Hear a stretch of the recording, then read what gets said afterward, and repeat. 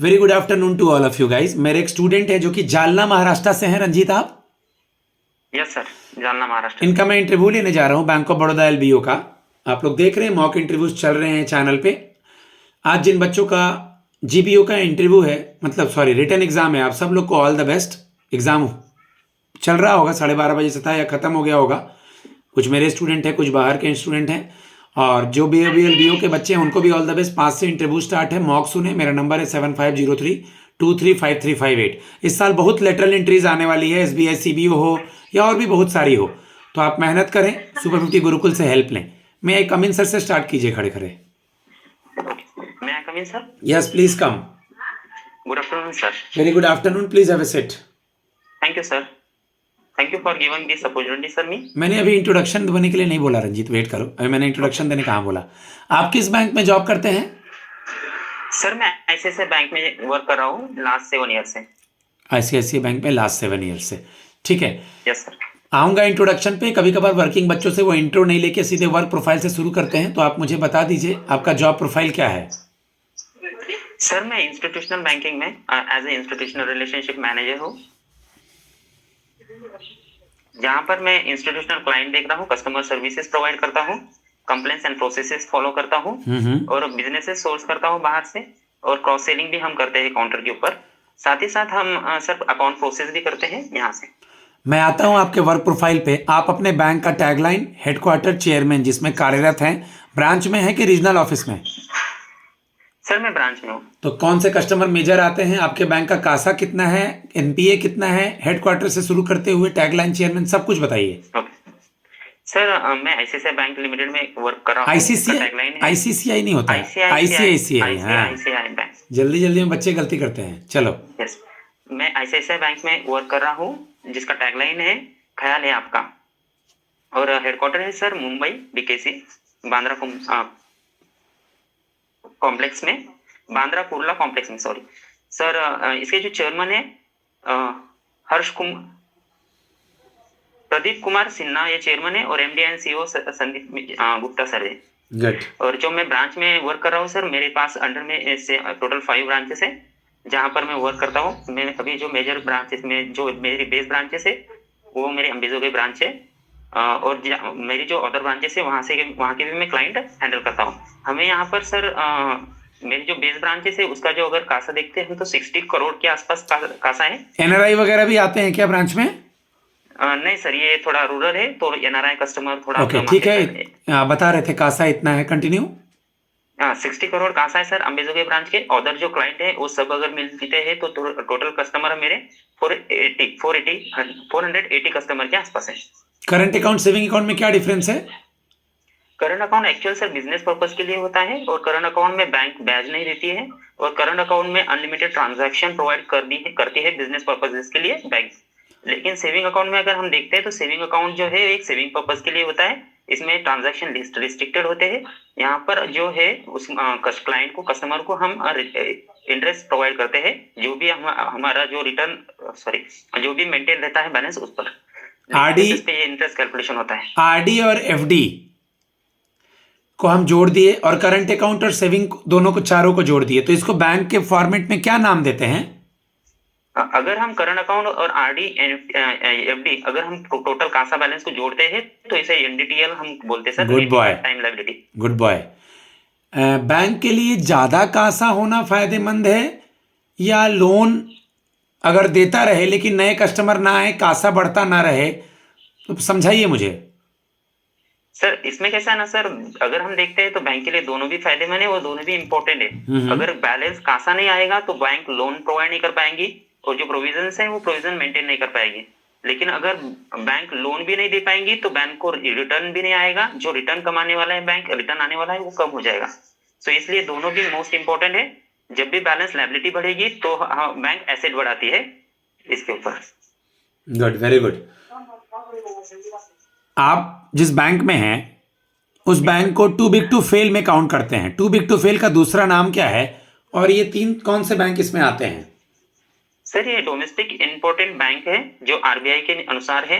RBI ने last time मतलब recently अभी जो लिस्ट जारी की है डोमेस्टिक सिस्टमेटिक इंपॉर्टेंट बैंक बोल के, जो कि इकोनॉमिकली बहुत बड़े बैंक होते हैं और इकोनॉमी को सपोर्ट करते हैं। इंडिया के अंदर हम देखते हैं तो सर एसबीआई, आईसीआईसीआई और एचडीएफसी बैंक, ये तीन बैंकों को आरबीआई ने डोमेस्टिक सिस्टमेटिक इंपॉर्टेंट बैंक के अंदर इन्वॉल्व किया हुआ है। और आरबीआई का मानना है अगर ये तीन बैंकों में से एक भी बैंक फेल होता है तो इकोनॉमी का जो प्रॉब्लम्स है इंडिया के अंदर दिख सकता है। आपने बताया कि सर मैं मतलब रूरल एरिया के ब्रांच में नहीं हूँ, तो अगर रूरल एरिया में पोस्टिंग कर देंगे जालना में ही मान लीजिए या दूर कहीं पर आपका, तो कैसे मैनेज करेंगे रूरल एरिया में? सर एक्चुअल में सेमी अर्बन एरिया में ही ब्रांचेस हो, और मेरी जो 5 ब्रांचेस है मेरे अंडर, वो एक ब्रांच जो है वो डिस्ट्रिक्ट लेवल पे है, अदर 4 ब्रांचेस जो है वो रूरल अर्बन में है, सेमी अर्बन एरिया में है। और इसमें से एक ब्रांच अगर हम देखते हैं तो वो पूरी रूरल अर्बन में है, मतलब छोटी सिटी के अंदर है। ये हम यहाँ से हम पूरा की पूरा ऑपरेट करता हूँ सर। मैं ऑलरेडी रूरल एरिया में ही कार्यरत हूँ। पिछला एक्सपीरियंस मेरा सिटी के अंदर भी रहा है, जो कि मेजर सिटी आती है डिस्ट्रिक्ट लेवल पर, वहां पर भी मैंने कार्य किया हुआ है। बिजनेस कॉरेस्पॉन्डेंस वर्ड सुने हैं? अगर मैं बोलूं कि ये फिनेंशियल इंक्लूजन से रिलेटेड है, बिजनेस कॉरेस्पॉन्डेंस, ये बहुत जरूरी होता है सरकारी गवर्नमेंट बैंकों में, नहीं पता? सर थोड़ा सा डाउट है, लेकिन मैं बताने का प्रयास कर रहा हूँ। बताइए। बिजनेस करेस्पॉन्डेंस मतलब सर जो ऐसे कुछ प्रोडक्ट होते हैं कि जहाँ से बिजनेस बैंक के लिए आ सकते हैं, तो इसे हम बिजनेस करेस्पॉन्डेंस बोल सकते हैं। नहीं, पिटाई होगा। बिजनेस कॉरेस्पॉन्डेंस वो होते हैं जो बैंक और जिनका बैंक में अकाउंट नहीं है उसके बीच रिलेशन बनाते हैं, जाते हैं गांव में जाते हैं, लोगों को ये बताते हैं कि आप हमारे यहाँ खाता खोल सकते हैं। ये बैंक को और जिनका खाता नहीं है उनको जोड़ने की कड़ी है। ओके सर, बीसी पॉइंट बोलते हैं उसे हम। हाँ, तो मैंने बीसी पॉइंट तो बोला ही, ठीक है। तो अब फुल फॉर्म भी बता दिया। मेरी सुनिए आप, मतलब दूर मेरी सुनिए रंजीत, वहां पर बीसी करेस्पॉन्डेंस होती है। रंजीत वेट कीजिए, थोड़ा जल्दी बोलते हैं आप, थोड़ा आप स्लो बोलेंगे और थोड़ा अगले को सुनेंगे। जब मैं बीच में कुछ बोल रहा हूँ, पैनल में सर कुछ बोल रहे हैं तो उसको सुनेंगे। फिनेंशियल इंक्लूजन को बढ़ाने के लिए प्रधानमंत्री जनधन योजना आया था। बिजनेस कॉरेस्पॉन्डेंस का मतलब है गांव जाके डेटा कलेक्ट करके लाना, कितने लोग को लोन लेना है, कितने लोग को अकाउंट खुलवाना है, यही सब। Yes correct. ओके, आप मुझे बताइए कि आप बैंक ऑफ बड़ौदा में आ रहे हैं, बैंक ऑफ बड़ौदा का होम पेज पे गए हैं, लास्ट क्वार्टर का प्रॉफिट वगैरह कुछ देखे हैं? सर लास्ट क्वार्टर का प्रॉफिट 4800 अप्रोक्सीमेटली। टैगलाइन क्या है बीओबी का? India's international bank. ग्रेजुएशन का सब्जेक्ट क्या रहा है आपका? ग्रेजुएशन का सब्जेक्ट? सर मेरा ग्रेजुएशन बीकॉम में हुआ है, बैचलर ऑफ कॉमर्स में 2016 में। Okay, as a BCom student आपने सुना है सबसे पहले जनरल बनाते हैं, उसके बाद क्या बनाते हैं? जनरल बनाते हैं सर, उसके बाद लेजर बनाते हैं। बस फिर यहीं रुक जाते हैं, स्लो हो गए। नहीं सर, इसमें कैसा है ना, अगर हम जनरल बनाएंगे उसके बाद profit and trading account, profit and loss account और बैलेंस शीट। पूरा बोलेंगे ना, journal, ledger, trial balance, profit and loss account, then balance sheet. Yes sir. What is debt equity ratio? Sir debt equity ratio एक company मतलब ऐसा ratio होता है जो जब भी हम किसी कंपनी को लोन या किसी कंपनी और या इंस्टीट्यूशन को लोन देते हैं, तो इंस्टीट्यूशन के अंदर या कंपनी को कितना डेप्ट उसने लिया हुआ है, कितना लोन उस पर चल रहा है और कितनी इक्विटी है उसकी खुद की, ये चेक करने के लिए हम डेट इक्विटी रेशियो का यूज करते हैं सर। ओके, हाइपोथिकेशन प्लेज और मॉर्गेज लोन के बिहाफ पे पोजीशन, लेंडर, बोरोवर समझाएंगे? Yes sir. हाइपोथिकेशन जो होता है सर, एक्चुअल में इमूवेबल प्रॉपर्टी पे जो चार्ज क्रिएट करते हैं हम लोन लेते वक्त, अगर बोरोवर को हम लोन दे रहे हैं तो बोरोवर अगर इमूवेबल प्रॉपर्टी हमें चाहिए होता है और इमूवेबल प्रॉपर्टी पे अगर वो लोन ले रहा है तो हम उस पर वो प्रॉपर्टी के ऊपर, इमूवेबल प्रॉपर्टी के ऊपर चार्ज क्रिएट करते हैं, उसे हम हाइपोथिकेशन कहते हैं। और मॉर्गेज जो है मूवेबल प्रॉपर्टी, सॉरी थोड़ा सा मिसअंडरस्टैंडिंग हो गया। मूवेबल प्रॉपर्टी तीनों एक बार अच्छे से पढ़ लीजिएगा और कॉमर्स पढ़ लीजिएगा, आगे के मॉक में और पूछूंगा। कॉमर्स के नोट्स अगर नहीं लिए हैं, मेरा हैंड रिटेन नोट्स और वीडियो वगैरह, तो मैम को मैसेज करके कॉमर्स के आंसर का पीडीएफ वगैरह ले लीजिएगा, ठीक है? अगर बीकॉम नहीं लिए तो मैम को मैसेज कर दीजिएगा, मिल जाएगा मेरे नंबर पे। ओके, प्रेशर कैसे हैंडल करेंगे? क्रॉस सेलिंग का प्रेशर होगा बैंक ऑफ बड़ौदा में, ऑफिस के दिन भी आना पड़ेगा, मतलब छुट्टी के दिन भी ऑफिस आना पड़ेगा, ठीक है, रूरल एरिया में कस्टमर्स को समझाना पड़ेगा, लीड जनरेट करना होगा, आरओ का प्रेशर होगा, कैसे सेल्स को बढ़ाएंगे और कैसे नए कस्टमर का कासा मोबिलाइजेशन करेंगे। थोड़ा स्लो बोलिएगा, स्लो सर स्लो। अगर हम बात करते हैं सर तो सेल्स और क्रॉस सेलिंग की, तो सेल्स तो मोस्ट इंपोर्टेंट पार्ट होता है बैंक के लिए, जो कि बिजनेस सोर्स करता है न्यू कस्टमर के थ्रू और ये एग्जिस्टिंग कस्टमर के थ्रू। अगर हम बिजनेस ही सोर्स नहीं करेंगे तो बैंक बिजनेस ग्रो नहीं कर पाएगी, इसलिए हमें बिजनेस सोर्स करना इंपॉर्टेंट होता है। अगर हम देखते हैं प्रेशर के रिगार्डिंग, तो प्रेशर ये कॉमनली अगर देखेंगे तो सर ये सेंटिमेंट वर्ड है। यहाँ पर मतलब प्रेशर एक्चुअल में कोई होता नहीं है मेरे हिसाब से। अकॉर्डिंग टू मैं अगर मैं देखता हूँ सर तो प्रेशर वगैरह तो कुछ होता नहीं है। अगर हम प्रॉपरली काम करेंगे फुल डे फुल टाइम, जो भी बैंकिंग का ओवर है इसके हिसाब से अगर हमारा काम फिनिश करते हैं तो ऑटोमेटिकली काम पूरा कंप्लीट होगा सर, इसमें कोई दिक्कत की वाली बात नहीं होती है। तो प्रेशर यहाँ पर कोई चीज नहीं रहती है एक्चुअल में, ये बोलने वाली बात है मेरे लिए।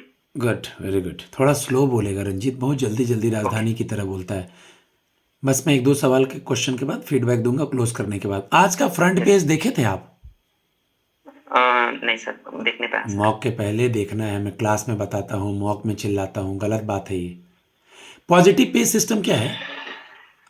सर पॉजिटिव पे सिस्टम जो है ये आरबीआई का मतलब जो फ्रॉड प्रिवेंशन एक टूल्स है। अगर पॉजिटिव कोई भी अगर कस्टमर चेक क्लियरिंग के लिए डिपॉजिट करता है बैंक के अंदर, तो वह जो चेक डिपॉजिट कर रहा है तो वो चेक उसने भी दिया है क्या, ये डिटेल अगर बैंक कस्टमर प्रोवाइड कर रहा है बैंक को, तो उसे हम पॉजिटिव पे सिस्टम कहते हैं। मतलब कस्टमर एग्री है पेमेंट करने के लिए, ये भी उसने डिक्लेरेशन दिया है और चेक भी डिपॉजिट किया है, मतलब कि फ्रॉड यहाँ पर रुक जाएगा सर, फ्रॉड नहीं हो पाएगा। गुड गाइज, मैं अपने स्टूडेंट को फीडबैक देता हूँ 11 मिनट 34 सेकंड। अगर वहाँ 5-6 मिनट भी इंटरव्यू हो जाएगा, 7 मिनट, तो बहुत अच्छी बात है, लेकिन 10 मिनट उनको लेना चाहिए। अदर लेटरल एंट्रीज हो गया, एसबीआई सीबीओ या पहले के जो बीओबी जेडबीओ वगैरह हुए हैं, तो जो इनका इंटरव्यू अच्छा होता है, इनका अच्छा है, मैं इनको फीडबैक देता हूँ, क्या दिक्कत है नहीं है। मेरा नंबर है 7503235358। धन्यवाद।